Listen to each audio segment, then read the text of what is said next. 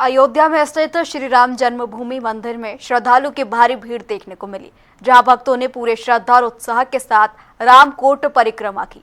परिक्रमा के दौरान श्रद्धालु भक्ति में लीन नजर आए और जय श्री राम के जयकारों से पूरा मंदिर परिसर गूंज उठा।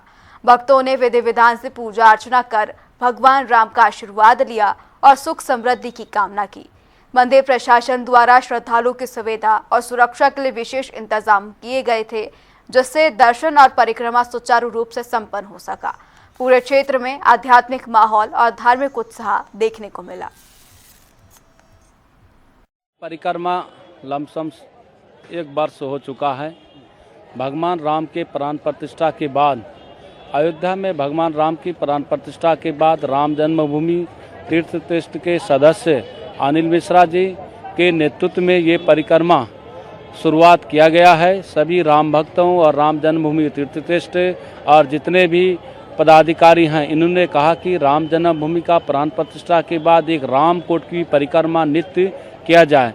इस ट्रस्ट के माध्यम से ही रामकोट की परिक्रमा होती है।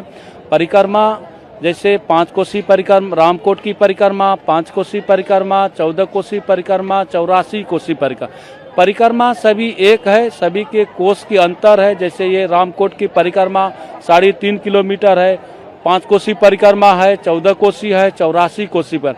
ये राम जी का हृदय है, रामकोट इसको बोला जाता है। और राम जी का जैसे कि अपने हृदय में हम हृदय को प्राण को सुरक्षित रखते हैं, ऐसे राम जी रामकोट को सुरक्षित रखे हुए हैं। और इस रामकोट का परिक्रमा जो राम जन्मभूमि तीर्थ क्षेत्र के सदस्य लोग हैं, वो लोग मिल करके इस परिक्रमा को नित्य कर रहे हैं। 1 साल हो गया, 25 से शुरू हुई है, अभी 26 चल रहा है। और इस परिक्रमा का ये महत्व है, जान कानि च पापानि जन्मांतर कृतानि च तानि सर्वाणि विनश्यन्ति परदक्षिणम पदे पदे। यह परिक्रमा का ये महत्व है कि एक एक पग अगर चले तो अनंत जन्मों का पाप उसमें विनाश होता है। मैं परिक्रमा में शामिल होता। ये परिक्रमा 22 अगस्त से शुरू हुई है। ये पौराणिक परिक्रमा है जो शास्त्रवत है। पहले पुराणों में पहले से होती थी ये परिक्रमा, रामकोट की परिक्रमा। भगवान का ये हृदय स्थल है। पहले होती थी लेकिन कुछ कारणवश नहीं हो पाई, हिंदुओं की जागृति से या किसी कारण। अब ये जब से भगवान राम की प्राण प्रतिष्ठा हुई है, लाखों लाख हिंदू राम भक्त दर्शन के लिए आते हैं।